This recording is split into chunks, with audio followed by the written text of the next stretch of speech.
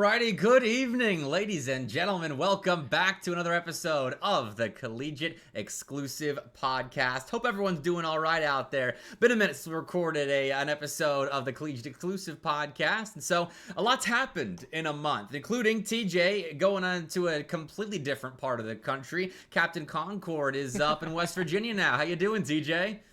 I'm doing good. I mean, obviously, we saw this past Monday Night Lights, I am in the facility. It's a great facility. It's very nice. It's very cool. I mean, obviously, the weather up here is beautiful, and I don't have to worry about 90-degree Jealous. summers/falls. So I'm doing pretty dang good. It's a pleasure to be here, and we get to do another great episode of Collegiate Exclusive. And like always, we've got way too much to talk about and not enough time.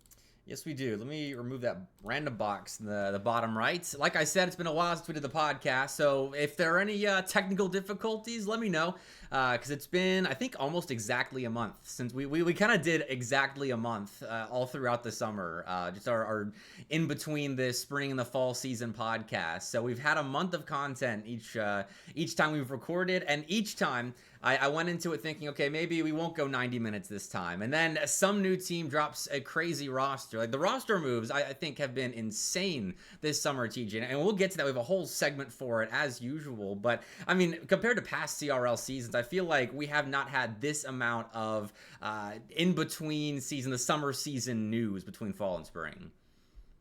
I think it's the first time that both you and myself have actually been antsy towards schools and their roster moves, especially once Baylor decided to not only become a varsity program, but to then become a fully fledged scholarship Rocket League program.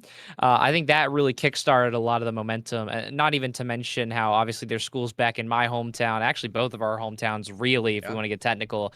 Kennesaw State adding someone like Kernovi, which again, we're going to talk about in a little bit, but it's a weird summer, but it's an exciting summer. A lot of pros from a lot of different areas coming into the space. A lot of exciting moves to talk about. Some weirder than others, some more sensible than others, and a lot of surprises along the way. So again, we've got too many people to talk about, and that's only part of the podcast. All right, and I am still making sure my screen share is good to go. So, okay, yeah, we're good. So I'm about to jump into it. We've got some good news and some bad news in the headlines for today, and some of these headlines were announced a couple of weeks ago, just a product of us recording on a month-to-month basis. So we're going to start with the good news, I think, and it's going to be a little cut off for the first one here, but I'll fix it soon, don't you worry.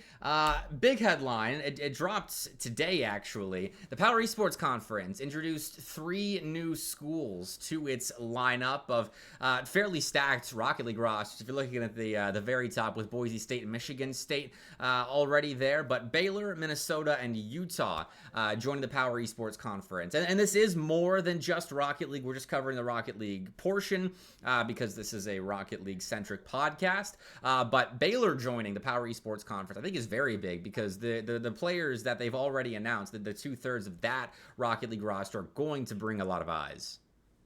I think it's going to be a really nice battle of old versus new, especially when it comes to Utah, Minnesota, 2 programs who haven't shown a lot in terms of big school development, but at the same time do have a lot of potential being major D1 universities. Also, not to mention that Baylor is going to win that Rocket League conference. I'm not even going to sit here and speculate. Okay. If Baylor does not win the Power Esports Conference, there is a issue. So if I was Boise State, that's the old I'm talking about in the equation, I would be concerned. Boise State has had such a nice run, a very calm run, formerly being in the Mountain West and kind of that whole side of things, now moving into the Power Esports Conference, having a nice rivalry with Syracuse to a degree. Obviously, Michigan State is in there as well, and they've caused some problems for those schools. But Baylor is the first school in a few years to show not only raw talent behind the scenes, but purchasing power with players as well. And so it's not just a superpower.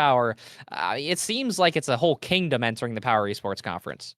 That purchasing power is a really good point, because these big D1 schools, like we're talking about, like the Syracuses, the Baylors, that has been a kind of dominating the headlines a little bit throughout the summer season. They are going to get a lot of these really good players coming out of the high school recruiting classes across the next couple of years, and it's that's the shift of the CRL landscape that we're kind of seeing unfold this season, and I'm sure we'll continue to into the next couple. And it was Tihan that asked the question. Power Esports Conference isn't new, but it doesn't get a lot of marketing.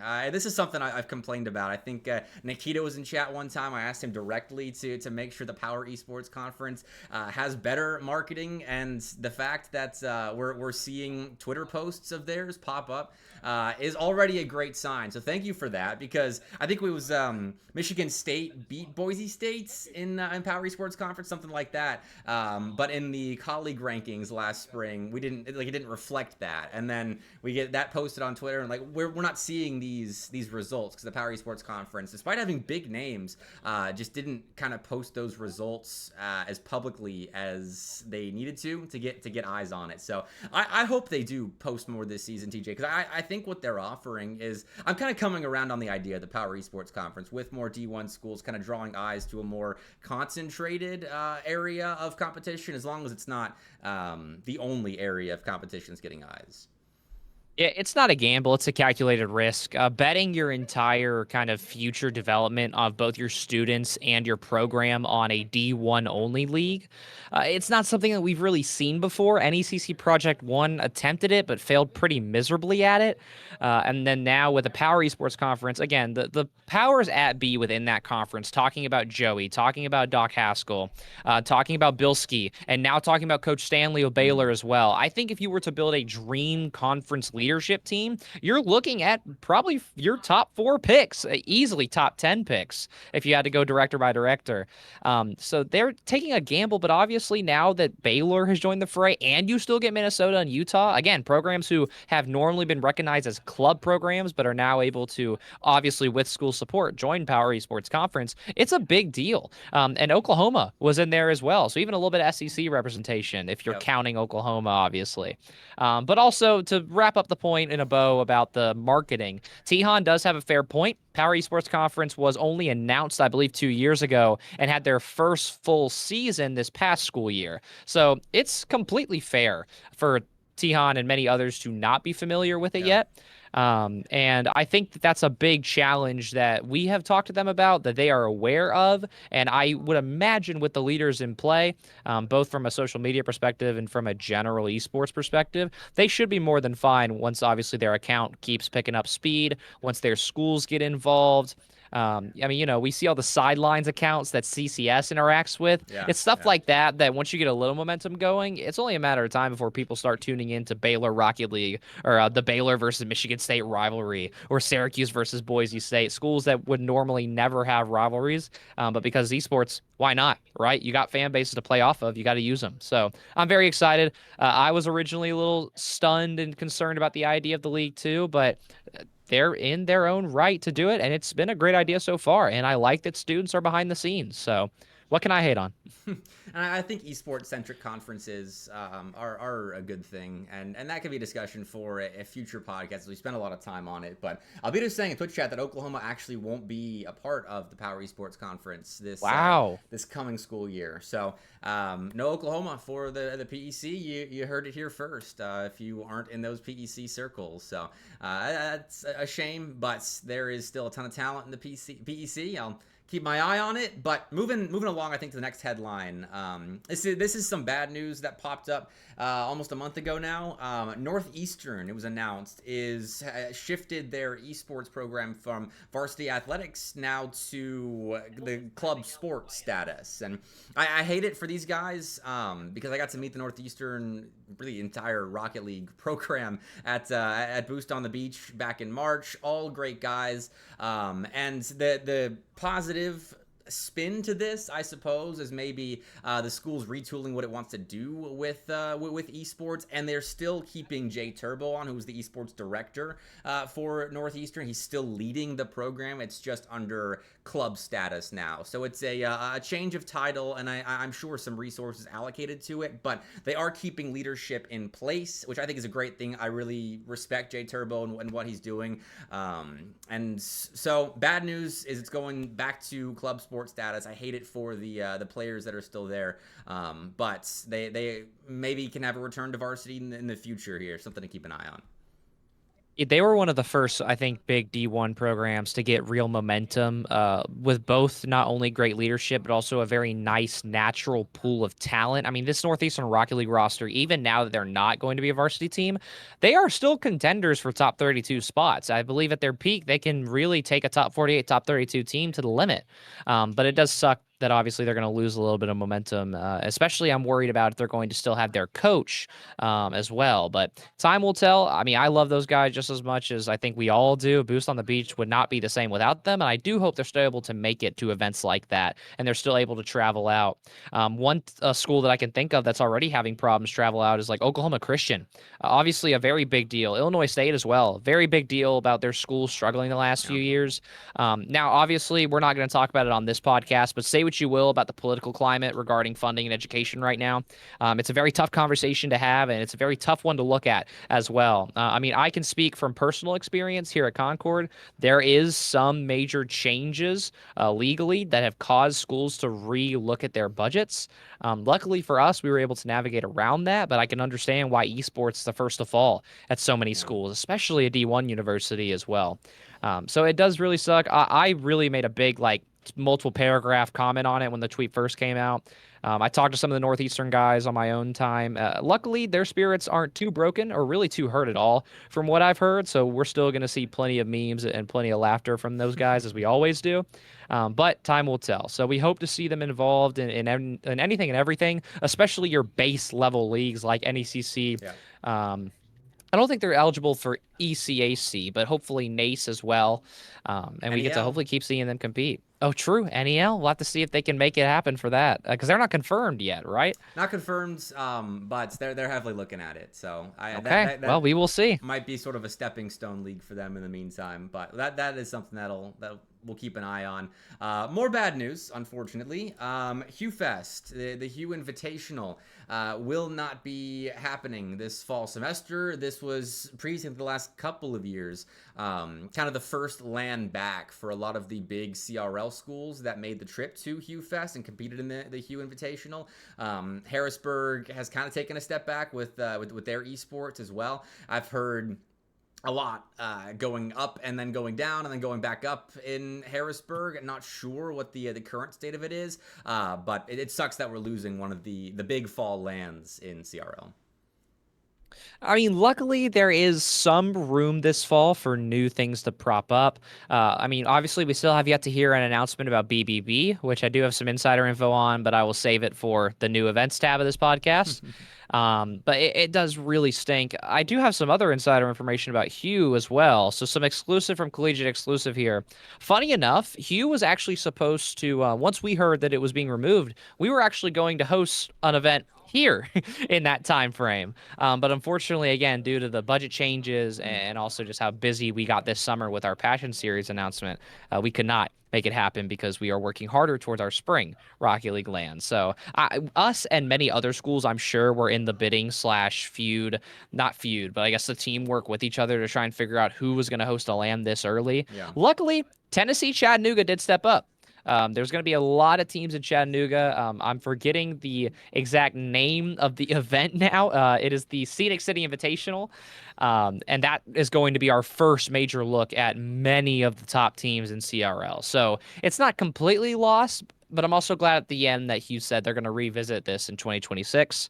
So hopefully we get to see Hugh again. I'm looking to travel more. Why would I ever say no to that? So I'm excited for Tom and his team to get back on the high horse. Yeah, a lot of new events popping up, which is the good news and the bad of losing old events. So hopefully we get to see the Hue Invitational come back eventually. But that again is the state of collegiate esports at the moment. But those are the headlines for the day, and now we can get into the roster moves. Some of these we had broken previously, but we're going to rehash them anyway. Starting with Baylor, who Adam Stanley had come into Twitch chat a couple of times, teasing the announcements for so this long. team for a while. It took a little bit to get that announcement out there, but here's the first one. Hoxer is the first officially announced Baylor Esports player, because Rocket League is their first team as a varsity program, and signing Hoxer is not a bad way to dip your toes into the scene.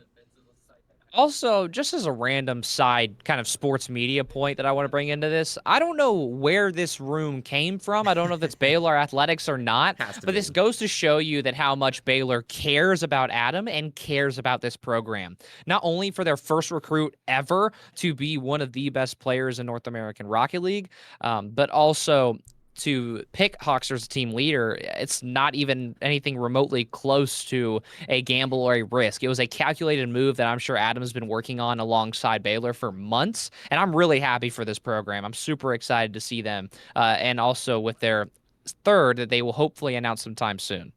I mean, they have to. The registration for a lot of leagues is closing in about 3 weeks or so, which is why it says 3 more weeks of roster mania, because we should have everything confirmed the next 3 weeks or so for schools that compete in a lot of your regular leagues.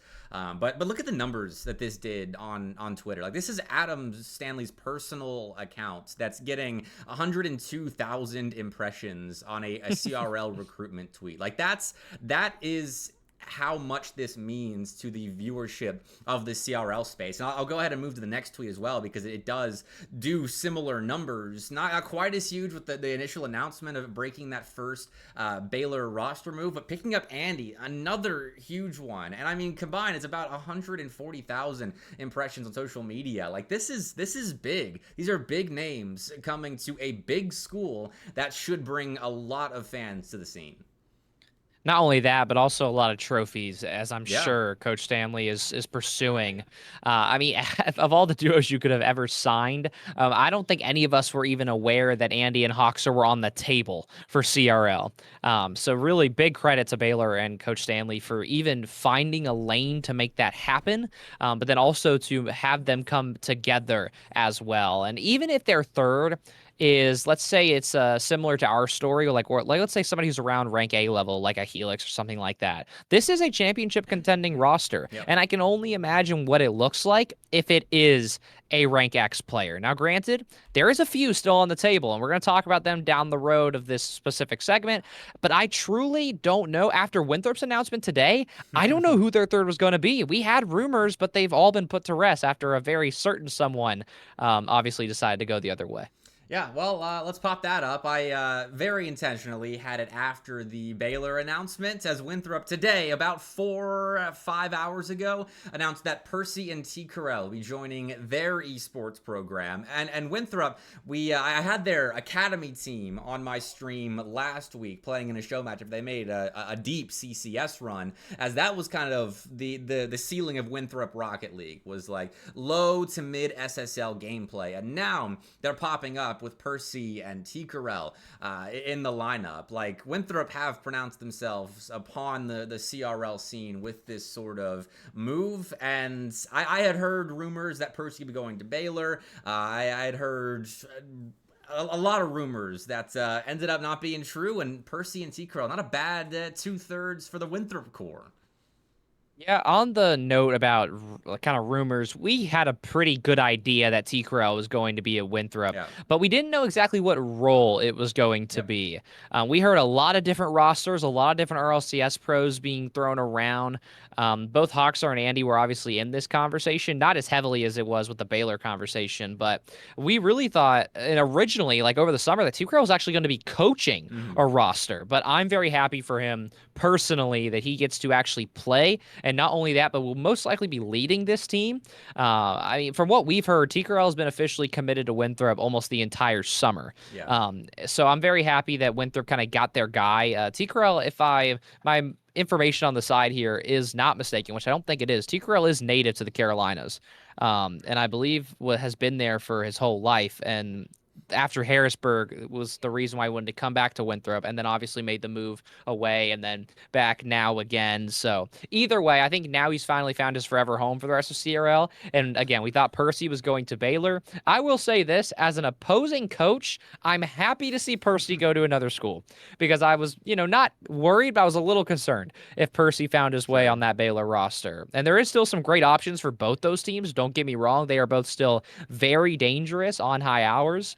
But it's going to be really intriguing to see who do they pick and how are they going to want to play. T-Curl's on very high hours as well. He's been grinding all summer, so he could actually outperform a lot of these guys. But who knows? We'll have to see if an old dog can learn new tricks. I mean, we're heading into the most competitive season of CRL in a long time. So these top players that are going to take it seriously and should be taking it seriously need to be grinding like T-Curl is. So I'm excited about this one. Winthrop is a good program. It's a pretty big school as well, and I've heard things about their esports facility and how big, beautiful it is, how fancy it is.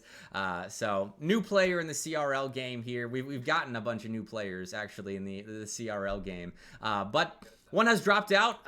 This was kind of a bit of drama on the timeline a couple of weeks ago, but Shawnee State played in the Colleague pre-jump tournament with Royales alongside Slayer and Taco Stash, only for Royales to decommit from Shawnee State, and according to this Slayer tweets, the longer post as well, which I will enlarge, he is apparently going to Fisher, and this is information from Slayer's tweets. We'll have it confirmed when it's confirmed by Fisher. But according to how this is written, TJ, I mean, Slayer's pretty gutted about this. Seemed to think it was a pretty done deal that Royales was joining him.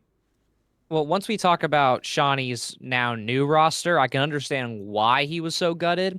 Not even because of the player, not even because of Spooky specifically, which we'll talk about after this, I'm sure, but because of the timing. I mean, if this happened maybe in early June or maybe even early to mid-July, I really do feel like that it wouldn't have required a full tweet. But obviously, with us getting so close to August and this whole thing going down, this is pretty miserable for Shawnee, and it's not their fault by any means. I mean, obviously, Royales is a very, very incredible player, somebody who actually really impressed us when we played Shawnee in the Colleague pre-jump tournament. And now for him to decide to go somewhere else, it's pretty rough. I think that the name drop of Fisher here is super interesting as well, because this is where I feel like that Slayer's tweet kind of got off the rails slightly, kind of already accusing Fisher of getting the sign, but Royales has not officially announced where he is going to school. And there's also a lot of conversation that happened under this tweet where even Baylor came up in the conversation as well. So we are nowhere near the end of the maze of CRL roster moves, but I think this right here is the biggest one to look out for. Where does Royales leave Shawnee to go to? Yeah, and he doesn't refute the Fisher claim in replies as well. There was a bit of back and forth between Slayer and Royales in this thread, but Royales does reply to it and kind of dives into the timeline a little bit. So this is where the back and forth went. He seemed to, or Boston seemed really appealing to him as part of the decision, which honestly, I can't blame him. If I was coming from Brazil, I think I would rather go to Boston than a smaller town in Ohio or maybe Texas. I don't know. I like Boston as a city, and Royales seems to as well. And so, I mean, based on this, TJ, it does seem pretty official as going to Fisher. Yeah, that's what I would really love to sit here and base it on. But I think that if Percy officially committed to Baylor, I would feel better about making this a closed case. But even with the way that Royales talks about this, it's been about, it's been 11 days exactly, a little under 2 weeks since this tweet was made, and Royales has not said anything, and no programs have said anything. So I'm not holding my breath on any school until I officially see a tweet come out. But for Royales, I agree. It would totally make sense for him to be in Boston. I mean, it's a beautiful city. Fisher has treated their players well, regardless of what you may think of their kind of big drama competitively, they've treated their players well. And then you can argue about everything else. So Morales has a decent amount of options. I'm sure he's probably got anywhere from 10 to 20 major scholarship offers to start on teams. But we'll have to see. But for Fisher, if they end up getting him, it's a really good pickup that brings that school back up from kind of where they fell off at the end of the year last year. Yeah, and if you want the full extent of that thread, it is a good read if you like a little bit of juicy drama, but also just information between those two. It was posted by Slayer originally. You can go and read that on your own time, because that's the extent as to which we'll cover it. But we'll see what happens where Royals goes, because I believe he's playing Worlds, isn't he? Like RLCS Worlds, didn't he qualify? Unless I must have missed something, did he? All right, hold on a second. Now I'm gonna. I'm gonna look it up too now. Because if so, I mean, that is. I don't. No, they did not make it through LCQ. They made it top 4 in the LCQ. They unfortunately lost in semifinals. He was playing with TBS Esports, coached by Tander, and they unfortunately got knocked out. Okay, good comms on that one. So never mind on that point. Would have loved to see him at Worlds. That guy's fun to watch play Rocket League, and we'll get to watch him a good bit, especially now with if Fisher's confirmed. Fisher has been traveling a lot more to LANs as well at BBB last season, and Boost on the Beach as well for the B team. Not Boost on the Beach. Collision on the Coast. A lot of acronyms and different names with regards to the beach, but still, it should be fun to watch him this season, whoever the roster around him is. So those are the kind of high-profile roster moves for this segment, but we do have some more, and this is a kid that I had my eye on coming out of high school. His name's Haz, and he's going to Cleveland State. Really solid Rocket League player. Played a show match on my stream last fall as well. And Cleveland State was kind of quiet in the CRL scene this past season. Their roster, I heard, kind of imploded, and then they rebuilt it up. Didn't make too many waves in CRL, but Haz is a good pickup. TJ, I don't know if you have much familiarity with him or Cleveland State, but feel free to talk about it. I mean, obviously, an HSCL Nationals winner, if my notes are correct. I believe he won this past year. No, actually, he won 2024's Nationals, I believe. At least from what I am now double-checking my notes for. So a very extremely talented player. I mean, I would imagine, based on my experience in HCL, that in order to win that Nationals bracket, you have to be at least 2K. And also, he obviously did win the Coca-Cola All-Star Tournament with Wavy, Cloud, and Crypto. All of those players are above 2K. And so for Haz to be as talented as he is at 18, and now to be going to a program that has had some supreme upset potential, especially at BBB.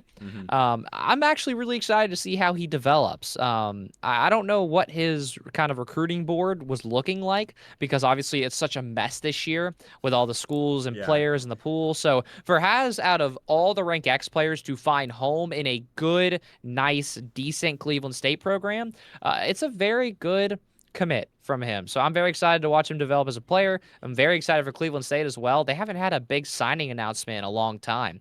I believe probably Falcon was the last one, if my memory serves me right. By age, I think that's correct. But either way, very talented team. They're going to develop him well. He'll kind of float into that system really well. And we're excited to see what happens. It's funny how that would have been a high-profile recruitment announcement maybe 2 years ago, 3 years ago now. But now with all of the insane RLCS names jumping into CRL, like that's kind of been pushed off the radar just a little bit. But I agree, good program. That should be a top 48 team again. They were back in the fall, and then it kind of dropped off a little bit for the spring, but should return to form here for the upcoming fall semester. And here's another top 48 team that we've talked about previously because of colleague pre-jump. They competed there, but Indiana Tech confirming their A-team signings, actually A and B team signings, with Reshiram, Velocity, Feed, and Cloud. It's a couple of B-team guys, but Reshiram and Velocity should be the A-team players as well around Bluey. They're playing tonight as well on Monday Night Lights, which, if you're new to the stream, those are my show matches I run for CRL teams. Playing Rochester Christian on stream tonight. But good signings for Indiana Tech, and it has been officially confirmed. This is so cool for Stay Plugged In as well. This is now going to be 2 All-Stars who signed in the same summer. Obviously, they were on the same team and winners of the event as well. That's both Haz and Cloud. So big congrats to both of them. An even funnier story as well. One of my random teammates in the Stay Plugged In recruiting showcase, obviously I played it for fun and also just to get back into the recruiting space. I actually played with Feed. Feed is an incredible kid and a very, very fun soul, and also extremely talented at the game. Now, I will say this, based on what I know about these 2 players, I do not know who's going to start between Feed and Cloud. They are both very similar in ranking from what I know, but their play styles, I think Feed's the more aggressive player. I think Cloud's the more mechanically sound and defensive player. So I'm not sure what Rashiram and Velocity want, as they are both also very extremely talented RLCS historic players. But we'll have to see. It's a very good roster top to bottom, no matter how you look at it. Well, that Bluey's going to be their third. It's going to be Bluey, Reshiram, and Velocity. And oh, true, because the signing with Chippy. Yeah, this is just a list of the incoming commits to Indiana Tech. They've been recruiting over there. Bub, I know, is real proud of what they're building over at Indiana Tech. I completely forgot that Chippy is, I believe, a junior this year. I thought that Chippy graduated, but no, it's a really good point. So now they have 2 very talented teams. Yeah.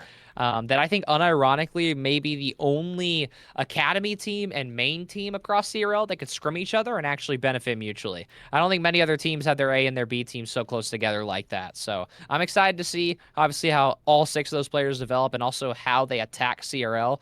That A team, I think, off of experience alone, could be top 16 contenders. Yeah. But with new additions, I mean, making the move from Europe over to the States, it's not easy.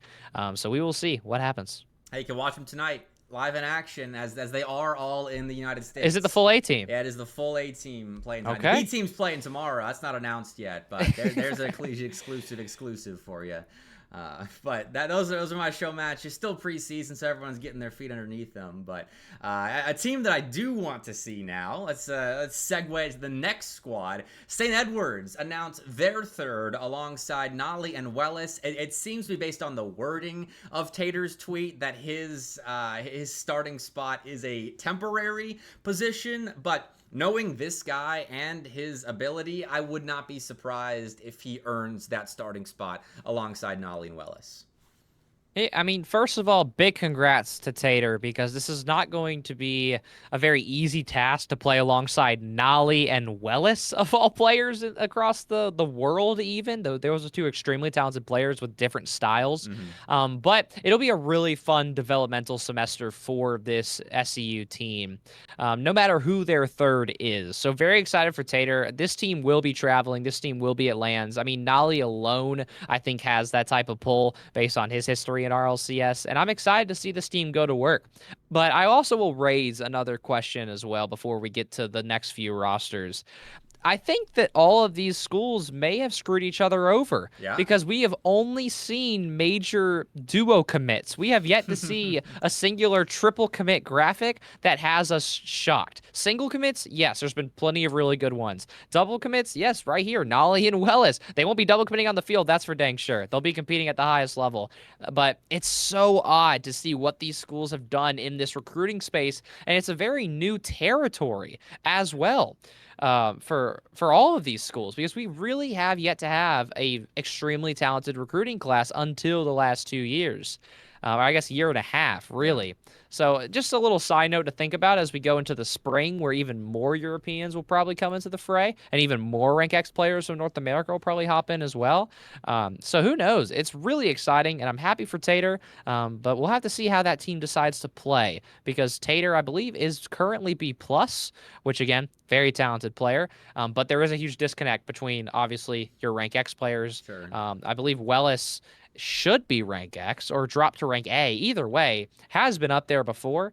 So I'm excited to see how that team decides to kind of stack their rotation. I mean, to your point about the like recruiting 3 players at a time, I don't think it's necessarily a good thing, because then you have all 3 members probably leaving at the same time. If you get the full 4 years out of them, and I think at the top of CRL right now, getting a full 4 years out of like rank X players has proven to be difficult. We haven't seen that too much yet, just because we're kind of in a new era of rank X players arriving to CRL. But I mean, I think building for the future is the way to go. Getting 2 solid players, maybe having a temporary third that you have grinding to keep that spot, with the pressure of a potential new recruit coming in to take that spot from them, is a good thing for a roster. And we'll see how it affects St. Edwards. We've seen rosters kind of implode that don't work. Southern Mesa is a good example of that, not necessarily with pressure, but just because a team doesn't work around each other. And that's something that happens in CRL now, where you have to deal with the pressures of keeping of a team environment, the pressures of new players coming in. I saw it at Huntington as well. Like that's the collegiate landscape. We're kind of paralleling traditional sports in that sense.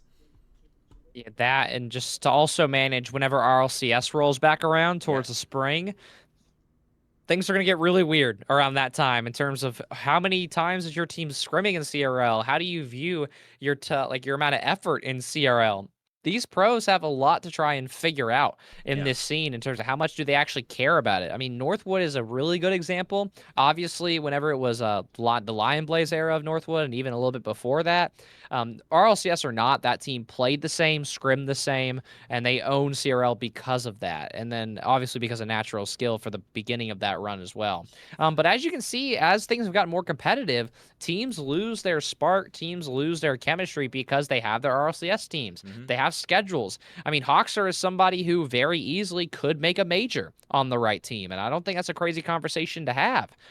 So who knows how things are going to look once RLCS comes around. But for this fall, it should be a super entertaining, super close semester, not to mention then when everybody starts coming in this spring as well. All right, well, here's a roster we already knew about. The news actually broke on this podcast. Kronovi joining Kennesaw State. If you haven't heard about it, I don't know where you've been, but he's joining Flitz and TNT on the A team. I watched the B team play as well against the Winthrop Academy team last week in a Nightlight show match. And it's Dylan alongside a couple of new recruits at the top of Kennesaw State. So this is a deep Kennesaw State esports roster. Like they, I think, can pull those B team guys up for maybe a lesser event and play around guys with a ton of competitive experience. Flitz and TNT right there alongside Kronovi if you're looking at competitive experience. Maybe not at the tippy top of the RLCS, but this is a huge team to watch this fall. Yeah, and I'm probably stretching it a little bit here, but I think you might be able to draw Winthrop comparisons here. If Kronovi has been grinding as hard as, let's say, CRL has once he started getting back on the game this summer, I unironically think that if Flitz and Kronovi can really start teeing it up together, similar to what Hawkster and Andy are going to do, similar to what TCRL and Percy are going to do, similar to what my guys, CMOS and Crispy, are doing together as well. Those duos in CRL are becoming not only common, but extremely dangerous for the league as well. And TNT, I mean, rank A, very talented player, a very big student of the game. I think we'll learn very quickly, and you already mentioned it, that now KSU has a really great premier roster, but also a very nice and strong base under them as well with Dylan and his team. So I'm very excited to see kind of what KSU does next, because they still have yet to be able to offer scholarships, and they can pull teams like this. So I don't know how it's going to look yet. I hope Kronovi really does care about CRL, because I think that he could have another legacy run, which is kind of weird if you think about it, going reverse like that. But a win's a win, a chip's a chip, and we'll have to see if Flitz can get back on top.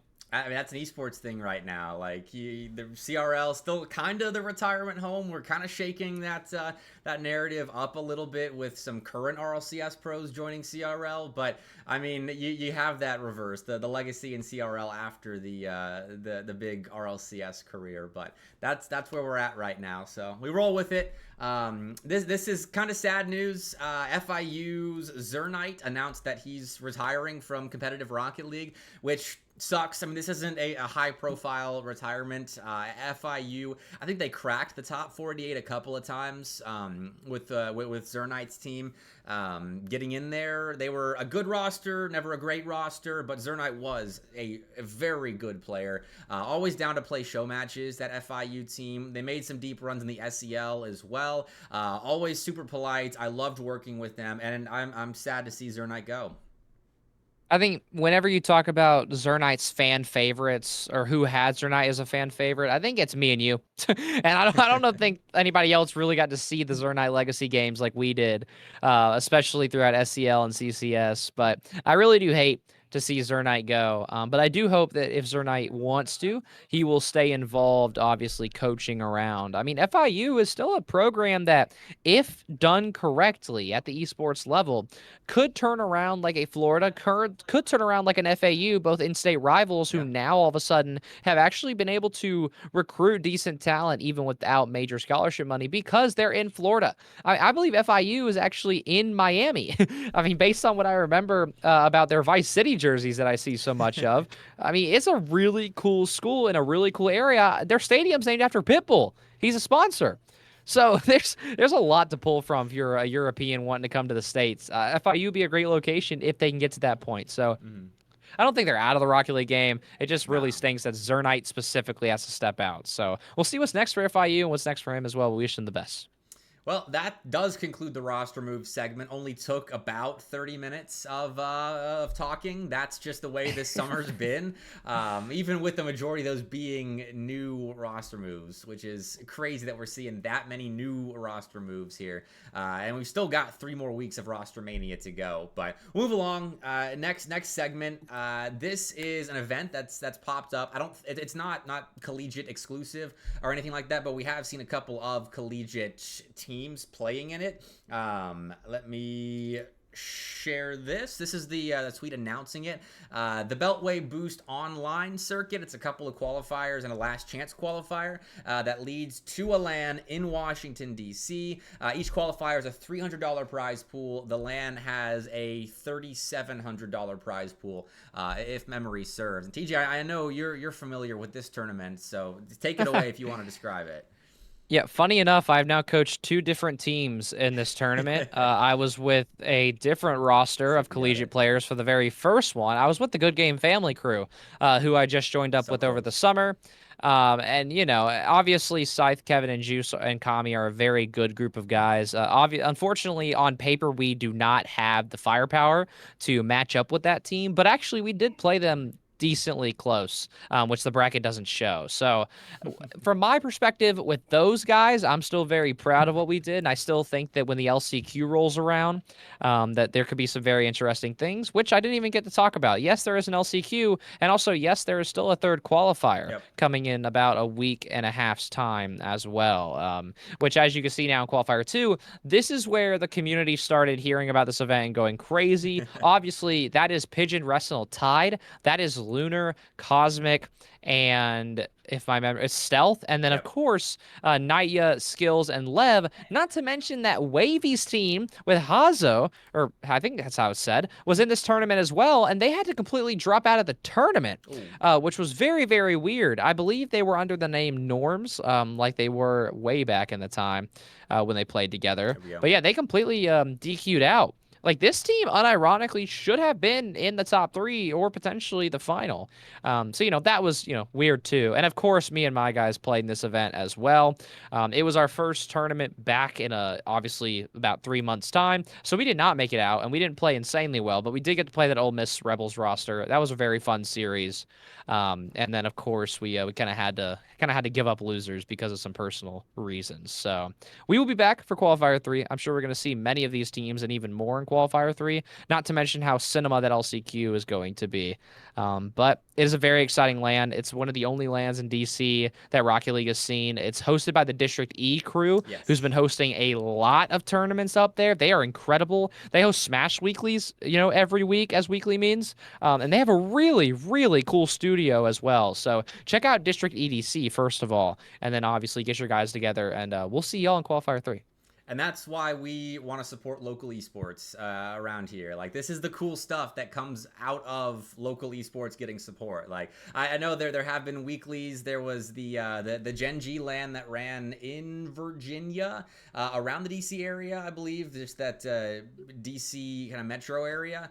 There are events happening out there. And Tihan in chat as well is a good guy to talk to about these events. Yep. Like, this is a cool local initiative, and it's culminating in a big LAN that's getting big names. Ole Miss qualifying for it already.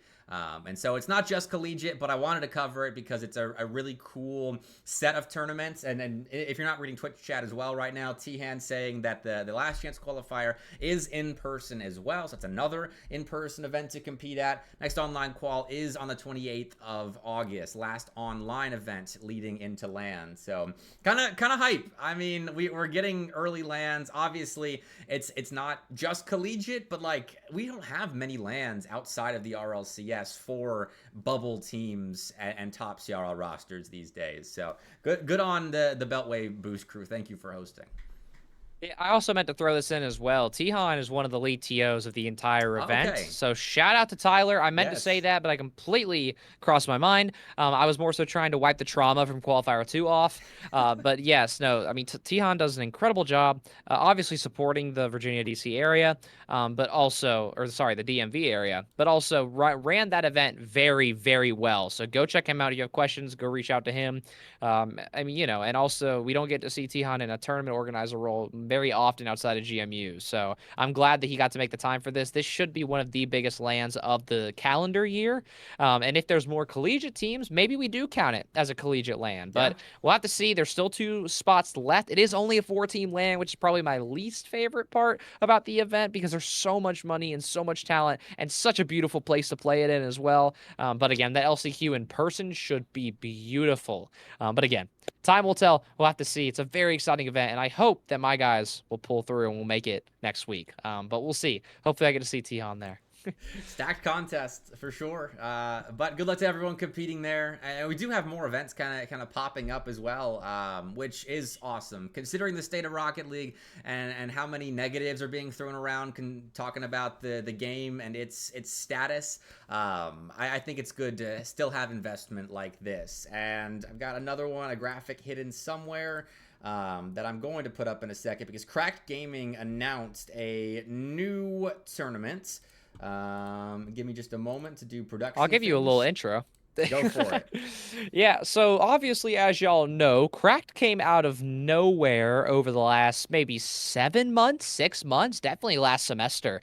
It is a app, and it is a very nice crew of developers and tournament organizers who have been trying to collaborate with many people inside the Rocket League community. They really do love what this game has to offer, and they're trying to contribute to as much of the community as possible. And as you can see now, with the graphic that's kind of slightly blocking my face, here is how the Cracked event is going to work. Now, the last time a Cracked Collegiate event happened, some of you may remember when Northwood played 20 best of ones.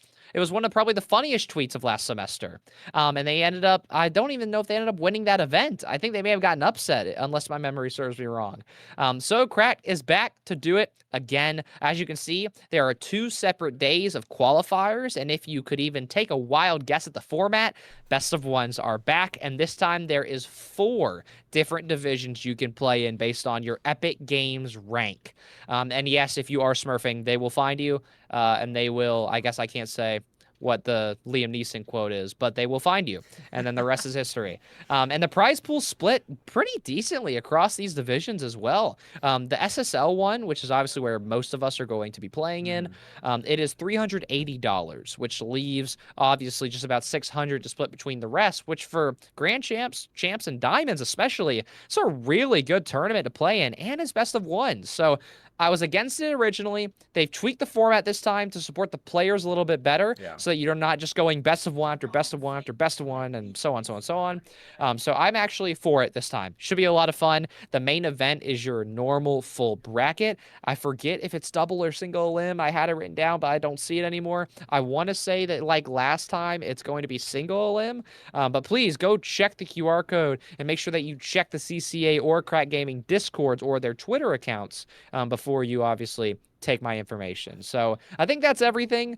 And Sorry, one more thing. Yeah. Alumni are allowed to compete. Now I'll let you go for that. That's the biggest point that I thought was really interesting. I appreciate Cracked kind of adjusting things based on feedback from the last event. So thumbs up for that.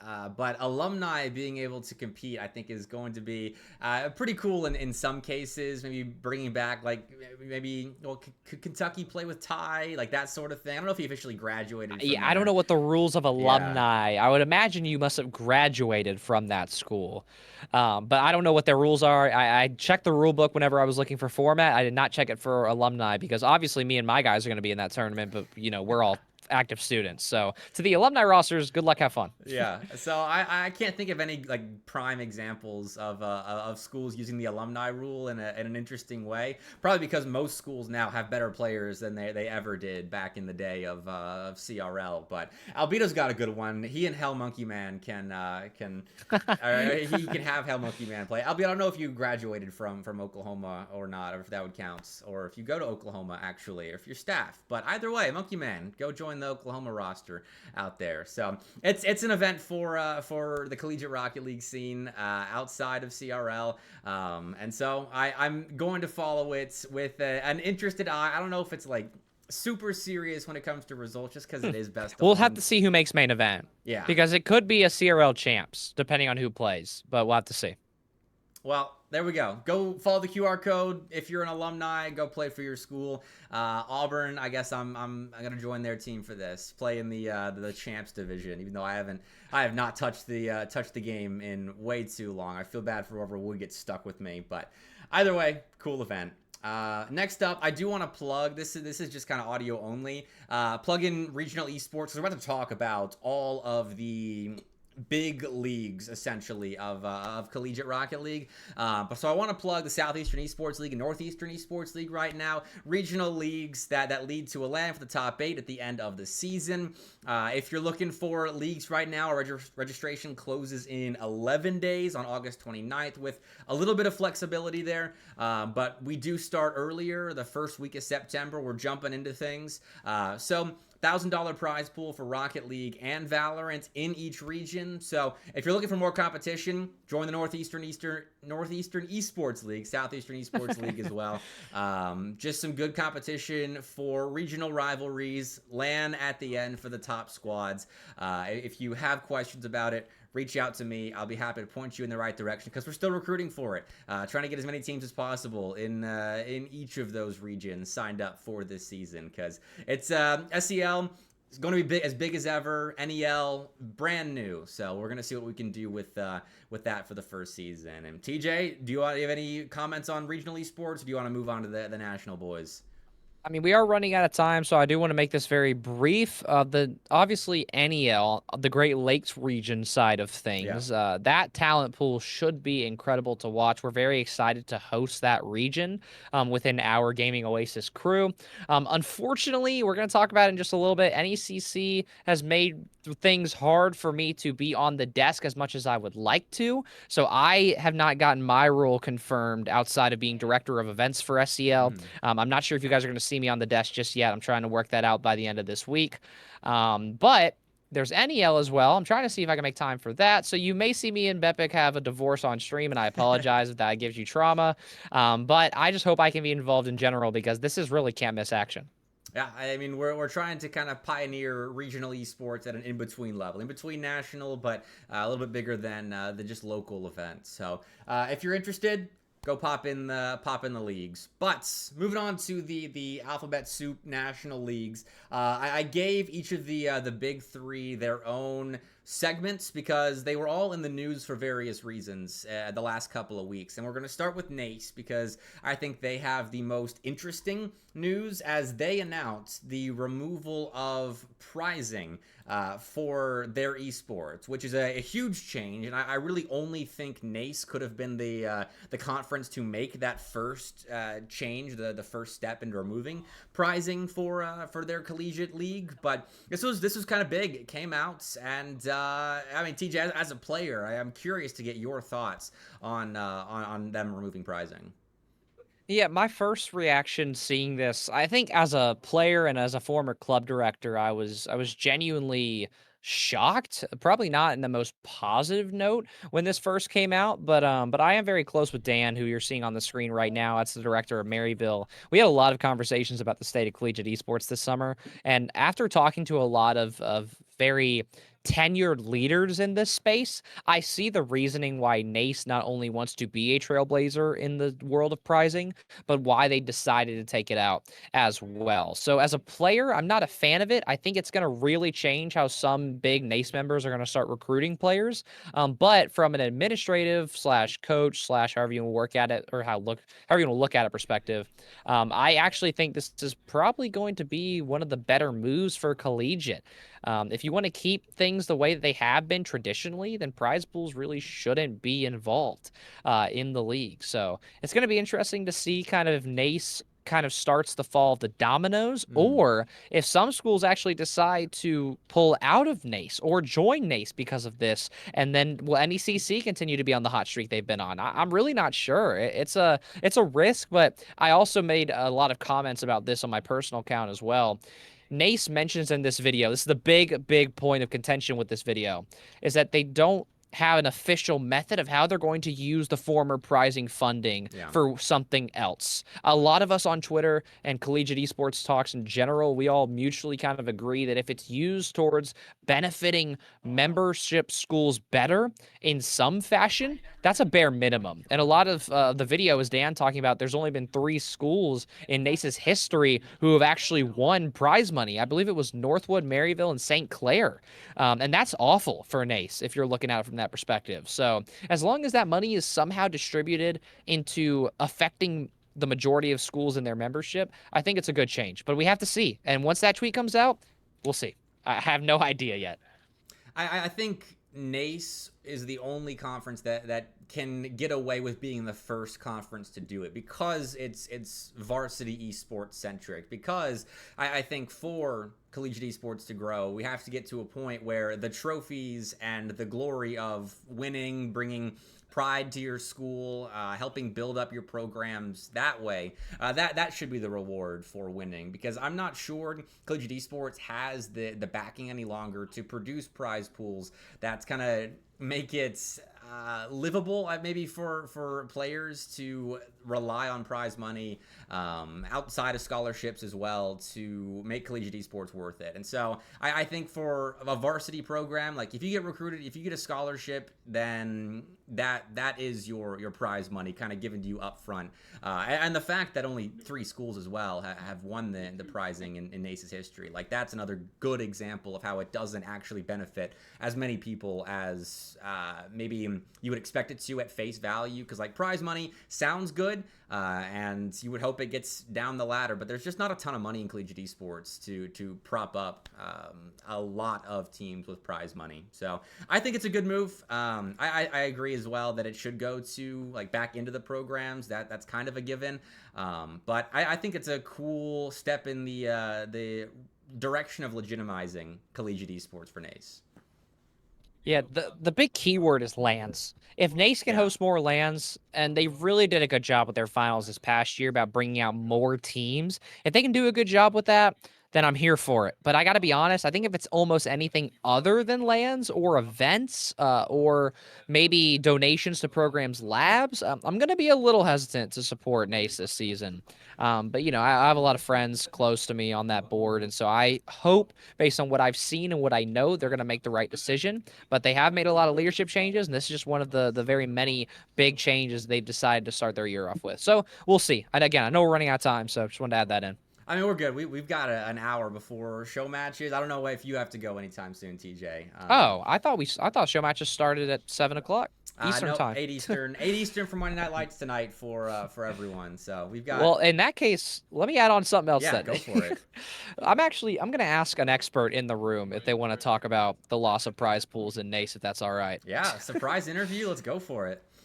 All right, give me 1 second. All right. Well, in the meantime, while TJ is doing that, Boone did offer a correction in Twitch chat. Those 3 schools have won the majority of prizing in NACE, not all of them. So correction there.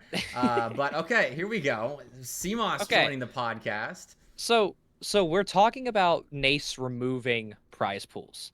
And one thing that I really talked about was that for European players coming into this space, I think that you can tell me if I'm wrong or not. I feel like that prize pools are a slight motivator, maybe even a heavy motivator for certain players to come here and compete in CRL. So we're just talking right now about what do you think about prize pools being removed completely out of NACE?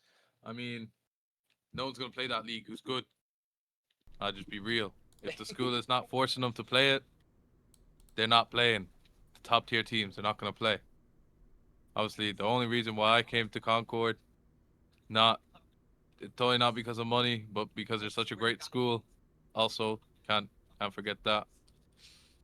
But the big motivator for people coming to America from Europe and doing college Rocket League is just to get their education and then make bread at the same time.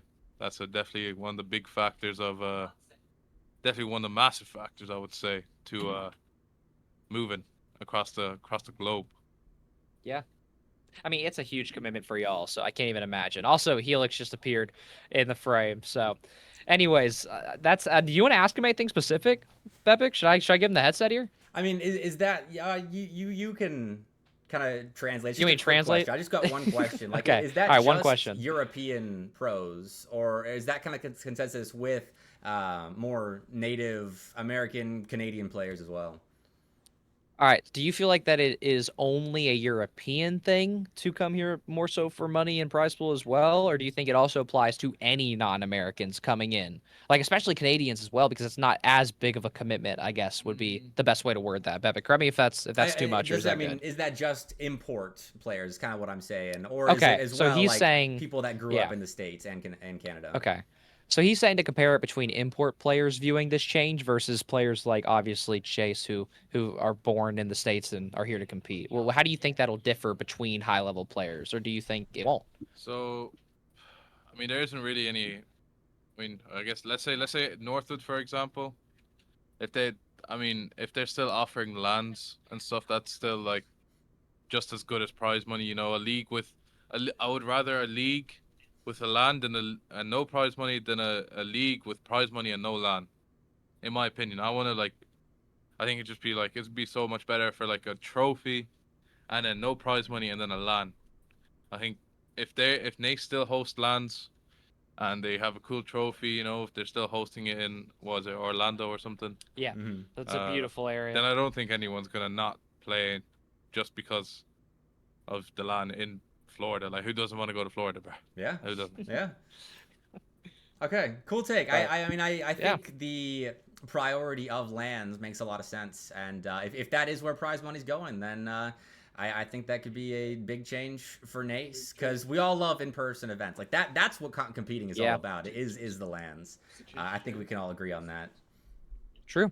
Well, I guess, do you want me to ask him anything else, or do you want me to let them go for the time being? You can let them go unless you've got anything else. I mean, no. I mean, they're good to stay in frame as long as you're cool with it. They're just hanging out, but we can keep moving on with the show. Okay, cool. I like the impromptu interview there, getting CMOS's take on the NACE change, and I mean that was kind of the biggest headline in the whole collegiate esports space here, and I'm curious to see if it affects anything, because we are also seeing a lot of schools at the D1 level that are now investing in esports one of their biggest priorities is competing against other D1 schools, because admins, you see that you lose to a Northwood or a Cumberland, who on earth are those schools? Because they're not inherent to the esports ecosystem at Collegiate, and so they want to see other teams like Minnesota, Baylor, and Utah just joined the Power Esports Conference. They want to see their esports program playing schools like that. And so that's another thing to consider. I mean, these are varsity programs that are playing in NACE. And so that might invite other big varsity programs over that want to play other big schools that don't necessarily prioritize prize money, but they have the resources to kind of supplement that with scholarships, with more land travel, and that sort of thing. So we might see a dichotomy kind of maybe more club programs going over to NECC, places like that aren't necessarily varsity focused, and then more programs with different priorities playing NACE. This could be a big split. Yeah, I think your two teams to look out for in terms of how they treat this change is Maryville and St. Clair. Two teams who have, like I already mentioned, have won almost all of the prize money NACE has ever given, but also are completely European teams, not just in Rocket League, but even in Valorant and in some other major titles as well. So I'm obviously aware that Sean at St. Clair, their director, and Dan at Maryville, their director as well, their players will keep playing in NACE, and they will remain some of the top partner schools in NACE. But I think if you're looking for a secret point to watch out for, pay attention to the overall care for NACE. Like, I'm imagining Maryville's Rocket League roster with as much RLCS talent, especially EXO, who just went to Riyadh and placed in a grand final. It's going to be really interesting to see how does somebody like that come back to the States.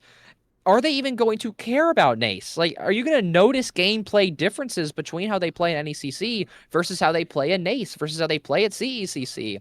I'm really curious to see how the players take it, because at the end of the day, Dan can put them on a pedestal, but they've got to actually make do with the opportunity as they see fit. So I think St. Clair, I think the culture is there.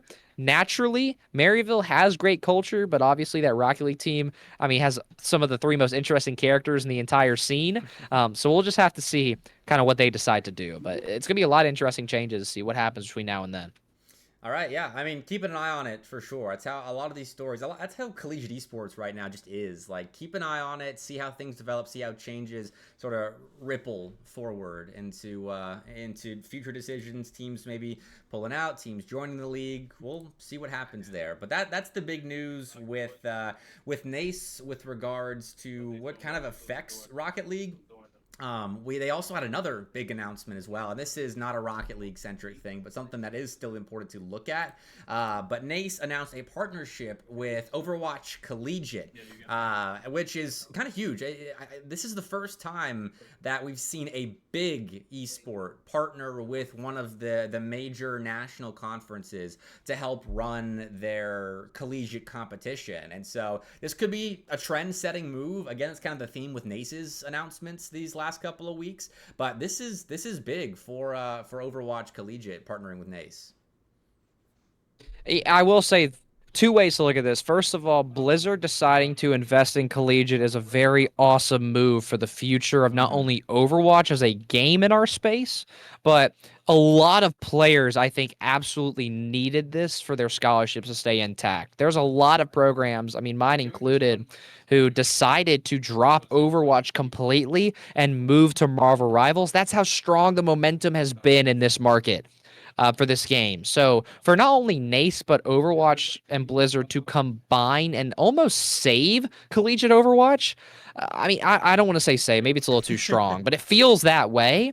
This is a big move. Like, this could potentially extend Overwatch's lifetime in our scene for a while. I mean, we'll have to see what Marvel Rivals does as well. We haven't really seen a lot of official Collegiate involvement. We actually haven't seen any official Collegiate involvement from Tencent Games. So this is big, not only for NACE, but obviously for all those Overwatch players who I think really needed this to stay in their scholarship positions. And they're really talented as well. I've watched a lot of the CECC competition. I see Jesse online doing all the coverage as well, giving tweets about the losers and winners of each week. There's a lot of people invested in this scene. I mean, we know Tiny Shiny over at Shenandoah, who is actually one of the most invested people in our scene in Overwatch and works on the pro side of things as well. So this is going to affect a lot of people more than I think NACE realizes, and it is the only NACE event with prizing. And it's open as well. It's not just NACE schools competing. There is an open segment to it. I believe there's a split for NACE schools and the open division, but it's not just join NACE or else you can't compete in Overwatch Collegiate. It is open competition for everyone. So I see this as a really cool move. I think it's overall a massive net positive for Overwatch Collegiate. And the reason I bring it up on a Rocket League centric podcast is because we could see something like this in the future, because running Collegiate Esports is something that's very hit or miss with publishers.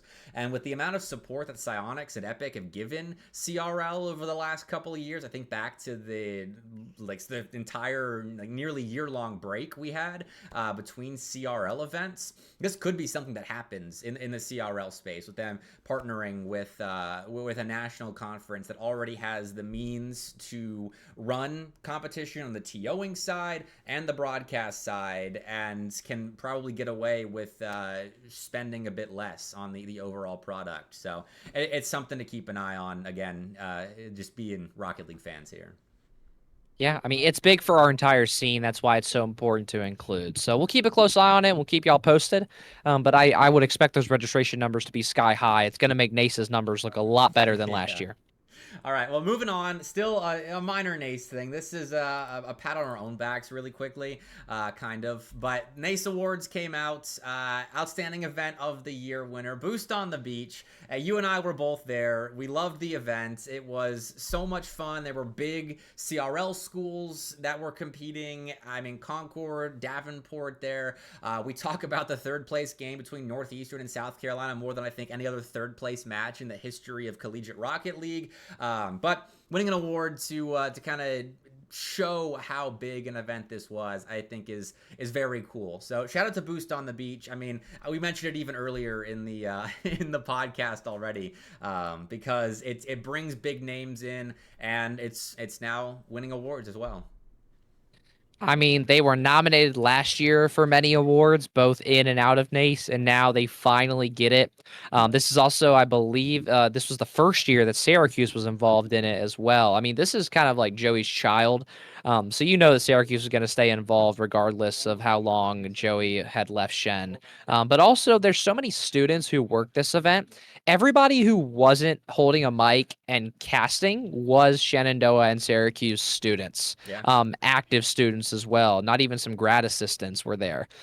So really cool event in terms of showing the power of college students, but also the power of the staff of both these teams as well. I easily have to shout out Sean at Syracuse, their producer, and Ian at Shenandoah, their producer. They are incredible at what they do, and this event simply does not go on without them. And we made tweets about this as well, but I'm taking credit for part of this.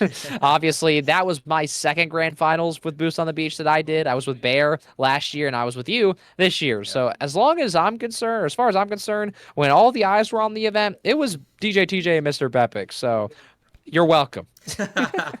Yeah, we took credit for the award in the comments. Like, my first ever collegiate award, your 20th, so feels good. But that's Boost on the Beach. Wanted to shout them out one more time. I'm sure it'll continue into this next year. Obviously, nothing's set in collegiate right now, but that LAN is becoming a staple of the space. Boone was there as well. Shout out Boone for a pretty good run with Wichita State.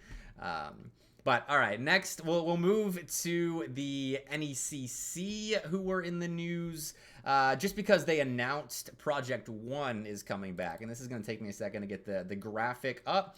But we talked about Project One earlier, kind of name dropped it and how it did not work well last spring. It's just a one semester competition. Rocket League is in the spring semester for Project One, just for D1 schools hopping on the D1 train, and there were a total of 5 Rocket League teams that competed in the past Project One season. Like, it was not a good turnout for the NECC. They announced it is coming back, so I'll put that graphic up on stream now. There is the Project One sign up.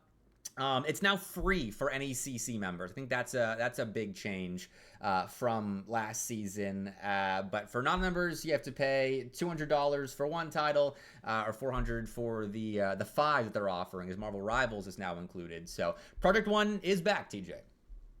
We've talked about Project One heavily, both when it first came out and versus now where it's at.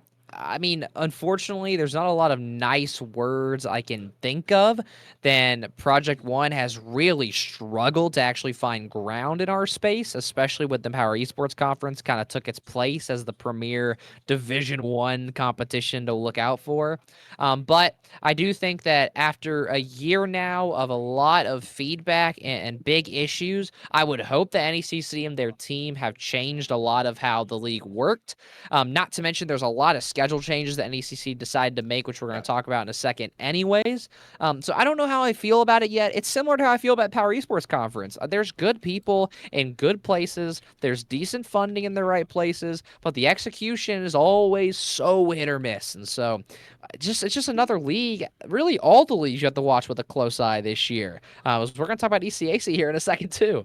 Yeah, okay, I'll segue to that as NECC announced that they are changing their Rocket League game days to Wednesdays. Here's all of their game days. I'll put it on stream just to show graphics along with this, but they moved Rocket League from it was Thursday previously. Now it's Wednesday, which is SEL day, unfortunately.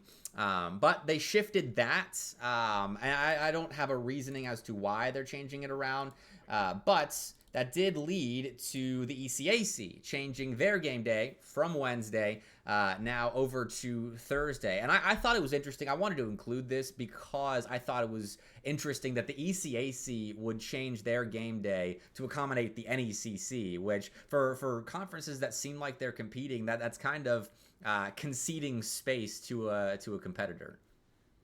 I mean, I hate to be blunt, but this is really just a nice way of ECAC, in my opinion, saying we don't get as much registration. We might fail in Rocket League if we do not move our game day. And me and you and our entire crew at Gaming Oasis had a lot of conversations on if we should move our game day as well. And so it comes down to your target markets. Obviously, we've decided to continue to keep SEL on Wednesdays because our market that we service is more niche and is different than the national market that NECC attacks. But for ECAC, they're not completely national, but they do still have a very large chunk of teams to worry about who play in both leagues. My guys play in both leagues. So it's a very tough change. Obviously, I have a lot of personal feelings towards this change because it affects my role with the SCL, and I have a lot of takes on that aren't for this podcast. So I don't like it from NECC, and whenever I reached out for an official statement, I can go pull out the quote if we want to talk about it, but I can paraphrase it as well. I was not given an exact reason. So I don't want to get too personal with it, but NECC did not give me any distinct marketing or business related reason why they decided to move their game day. That is interesting because that affects a lot of schools. Just what they play in matters to them, and like for schools that have facilities, changing around schedules. I dealt with a lot of that at Huntington last year, trying to schedule who gets PC time when, based around practices, based around game days. We played in the NECC, so I know if I was still there right now, I would be dealing with the headache of scheduling all that, putting all that together based on the change. So again, interesting. And this is also for everyone that plays out there, just so you're aware the game day has changed. So if you play in the NECC, don't go scheduling game night with your friends on Wednesdays now. But that's a heads up there. So just so we are tracking it, NACE is still on Tuesdays. NECC's on Wednesdays, ECAC now on Thursdays, and the next league, new face, same league, PlayVS, now the name of the what was Playfly Collegiate Esports League. They have announced that they've changed their name officially to match the merger that we saw happen back in April, I believe, to get Playfly, HSEL, and PlayVS under the same umbrella. So now it's the PCL, the PlayVS College League. It is another acronym to remember. Luckily, it is the only one that I believe involves a L and a P. So we will take whatever we can get. And we're very happy to welcome this crew in. Well, I say very happy. There's a lot of reception around the space that has mixed reaction. I say happy at first glance because PlayVS has a huge network of sponsors to bring to Collegiate. From a business perspective, I like the upside, but from myself, yourself, and everybody who's dealt with PlayVS and their system in the past, it is a little concerning to see that they've officially entered Collegiate. And also, it's worth noting that this is what Playfly was. And that business model we talked about a lot last year, and how it was way too cheap. It wasn't sustainable. And PlayVS is trying to get off on a better foot. But it's hard to enter this target market because of how dominant NACE and NECC, even ECAC are.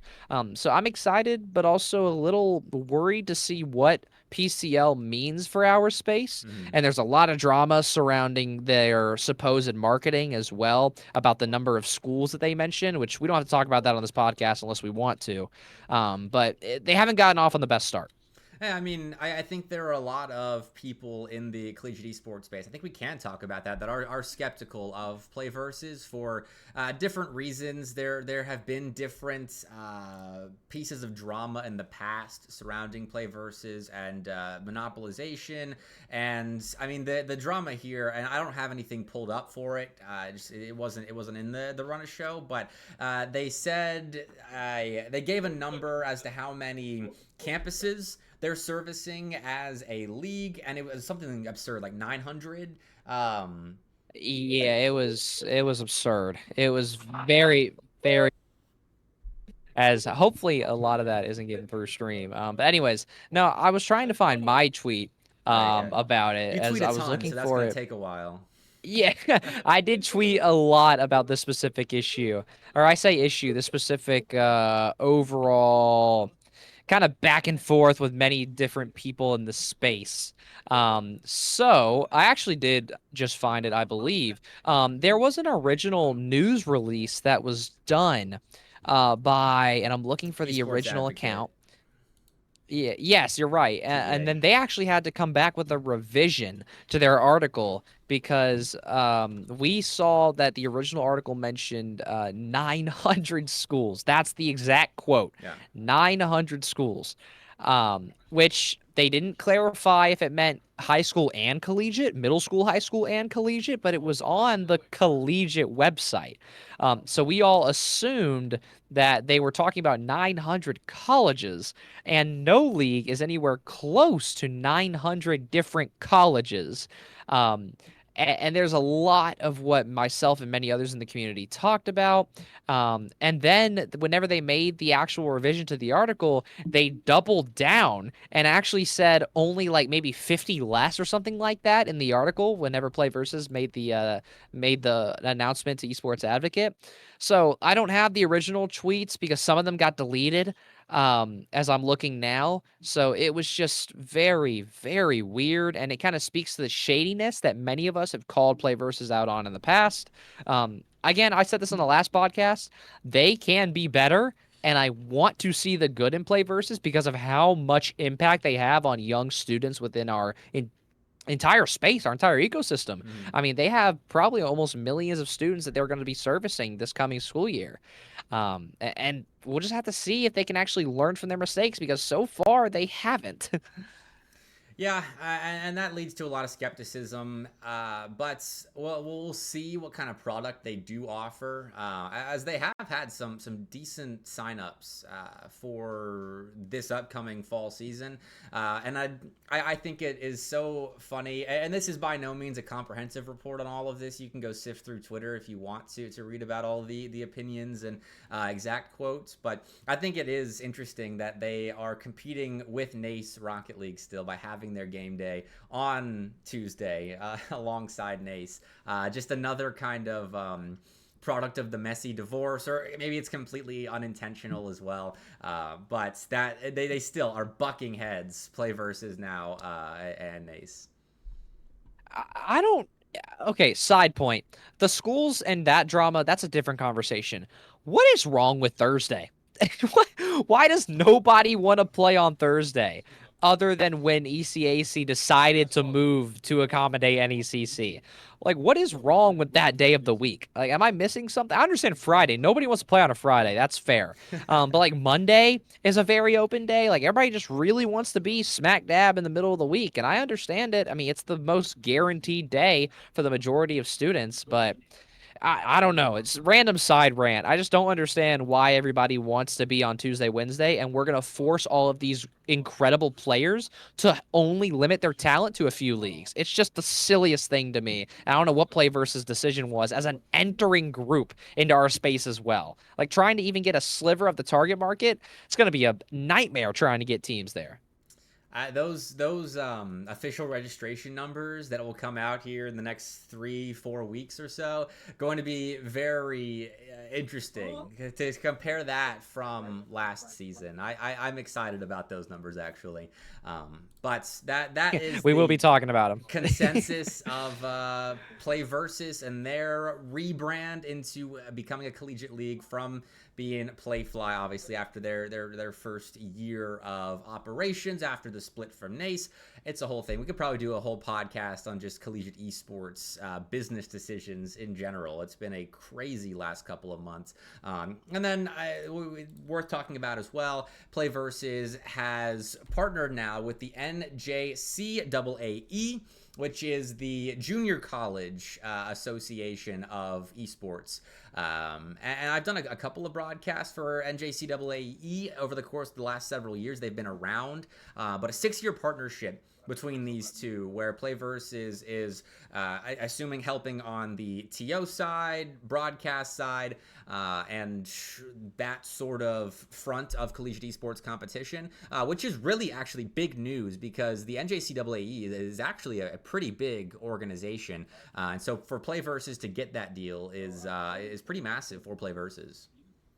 I actually don't mind this move at all. There is some elements of it that I'm a little surprised about. Like the broadcast, the competition, the pathway, that's all stuff that PlayVS has done within their space. And now that they've acquired Generation Esports and PlayFly, they can easily say that they can create pathways for students with those resources. Now, again, they still have to prove themselves. I'm more surprised at the 6-year partnership. That is a big commitment for both of these groups to basically say that we're banking on each other's success and especially banking on long-term success. So we talked a lot about, I think it was in the 4th or the 3rd episode, about PlayFly and their struggling 1st or 2nd year in esports, and that's why we kind of thought they were going to get bought up by somebody or canceled completely, and then it happened. So you're only going to get really that first year to make something really happen for both leagues now.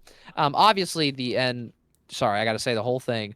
The NJCAA, they do support, obviously, 2-year colleges. They're the only group in esports who really does support many 2-year colleges. So I think they're going to be all right no matter what. It's just a surprising gamble from both sides for 6 years especially. But I'm excited to watch. There's a lot of good. Like I said, anytime when we talk about PlayVS, there's so much good that can come out of this. I just have to see it happen. I mean, if you're looking from a business perspective, 6 years is not a long time for either of these. PlayFly has been around for a long time, maybe not under the PlayFly brand that they were for the last season after the NACE split, but they've been around in the collegiate space for a while. I think it was Sean Byrne that tweeted they've been around since 2009 or so, and that was kind of part of why they said they had 900 schools, because maybe they were counting schools that had been previous members. That was his theory.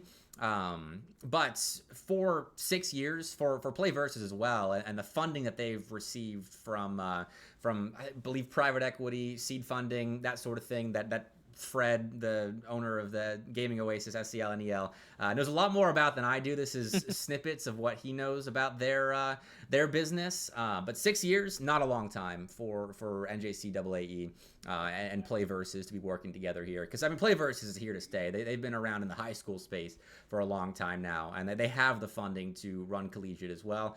And so, again, it's more business stuff. Like, I know this is supposed to be a Rocket League podcast, but the business side of collegiate esports interests me so much, and it does have those ripple effects on the Rocket League side.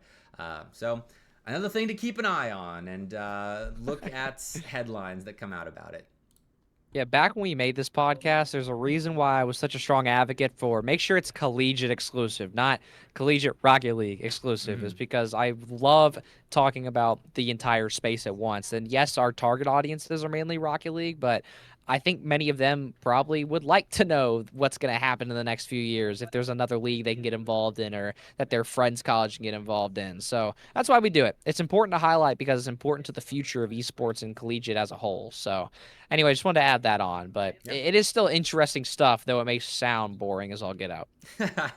I'm sure it's boring to a lot of the players that really just listen to this for results and to keep up to date with opponents and all that. But that's part of the podcast experience. And we do have one more thing. This is the final bit of news for the podcast here. We're done with the more boring stuff. This is Rocket League centric again because finally Rocket League has added admin controls to private lobbies. This is really for maybe schools that run Rocket League events or directors that aren't inherent to Rocket League that need to be aware that this is in the game now. Admin controls are in private matches, which means the host of a private match in Rocket League, which is what players play every single series of Collegiate Rocket League within. The host can now pause the game, adjust time and score, and restart from kickoff when needed. This is what you see in the RLCS and other big tournaments that get the go-ahead from Psyonix and Epic, where they can control lobby info from a UI that was previously only given out by Psyonix or in LAN matches. And so now for competitions that aren't the RLCS, aren't CRL, that aren't watched over with a careful eye, you need to be aware that players can manipulate lobbies now based on who creates it. And hopefully, like, we have enough rules in place in rule books where this won't be a problem. Players don't try to tamper with anything, but this is both a very, very good thing, and I think, TJ, could also be a bad thing if people mess with lobby info. Yeah, I mean, I want to root for this change, and it's a great change to the game long term, but I'm also very concerned about collegiate players getting their hands on this. Obviously, with the RLCS LCQs, you'll notice that Rocket League Esports also tweeted out they actually put the feature on hold for that event, and they actually took it out of the game for a few days. And that was the safest and the smartest option. But something tells me that whenever CRL comes around, we may not see that same amount of care and love. And also, you're giving college students some very shaky and shady access. So all I'm going to say is this. If you are a player watching this, make sure that you have your clipping software on. Yes. Because that, like, if something happens and there's no proof, and make sure you save your replays as well using the keyframe feature.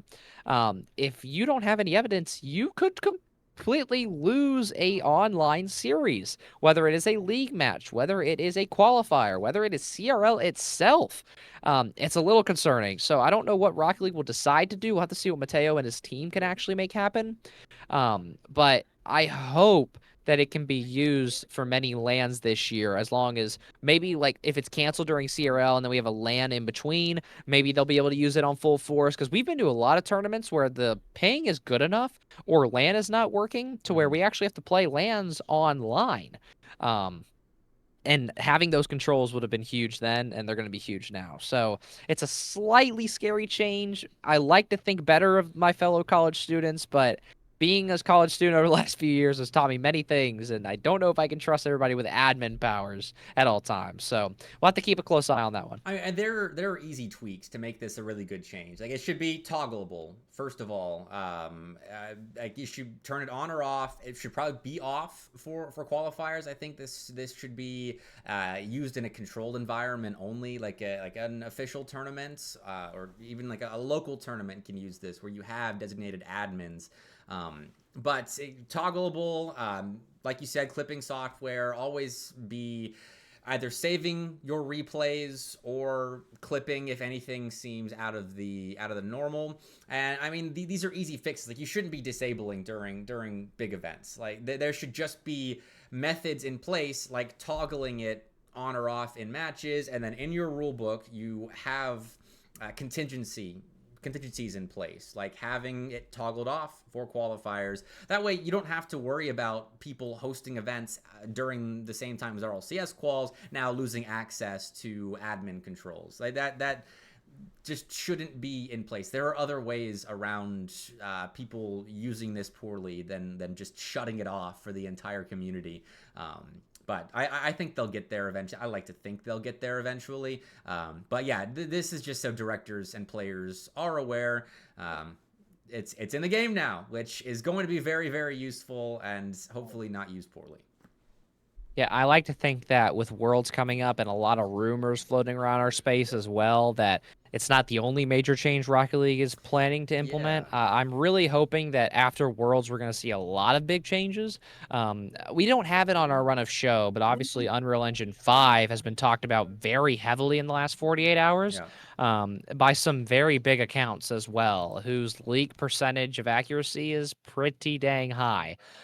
So there's a lot to look out for. I believe it was the HypeX group who normally covers Fortnite, but obviously they cover much of Epic Games. I saw Sam Leach tweet about it. He is an incredible source as well.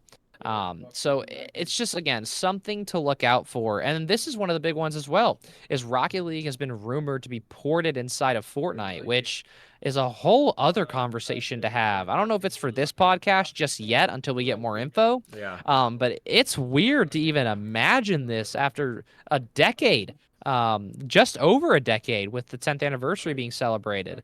Obviously with this happening. So we'll have to see what happens, but it's a little, I don't want to say concerning because I actually don't mind Unreal Engine 5 or the admin controls, but it's just a lot of change at once. And I just hope that Epic and the competitive team, especially the CCA team, are ready to go.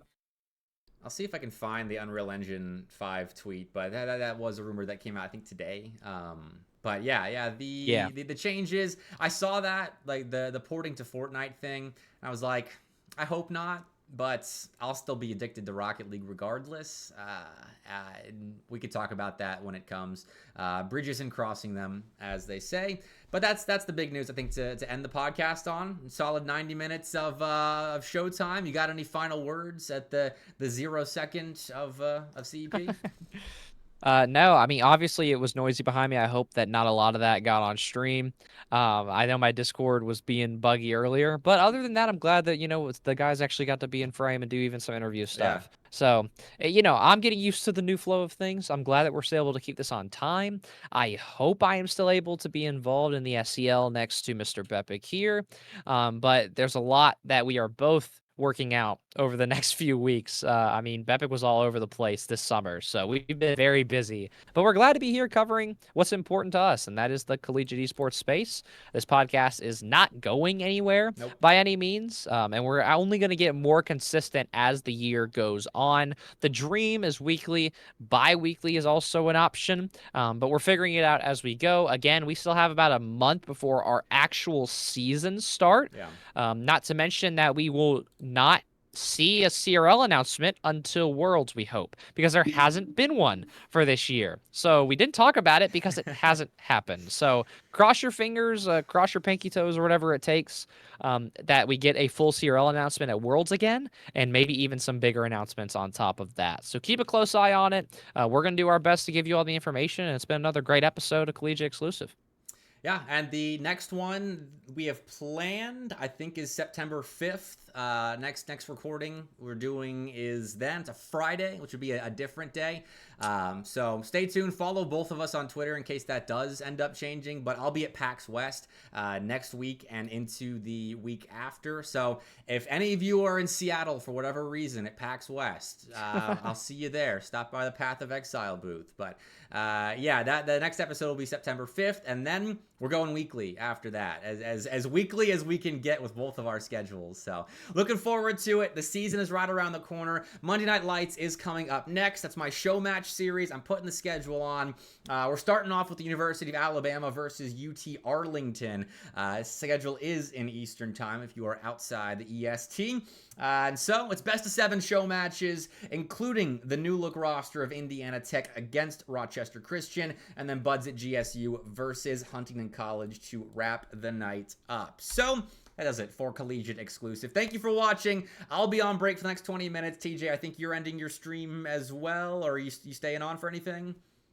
No, because there's a bunch of hooligans running around that I have to go worry about. So no, my stream will also be ending. But we appreciate you all for the support, and I do hope to actually get to streaming again once my schedule makes more sense to me. My classes are still changing as we speak. So we will all be more consistent together as the year goes on, and we have a lot coming soon. Also, I'll just throw a mini plug out there. Go for it. Valorant Passion Series $3,000 tournament. It's our first of 8 different LANs that Concord is hosting.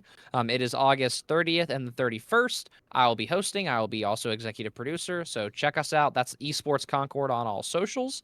And then we will be announcing a Rocket League event for the spring eventually. So keep your eyes peeled. But we also are offering LANs for League, Apex, Call of Duty. So you'll see all that on my socials and Concord's. Big things are happening in the Collegiate Esports space. At DJTJRL, that's his handle on Twitter and Twitch. I'm BepicCast on Twitter. Follow us on socials. Follow Monday Night Lights coming up next. See you later.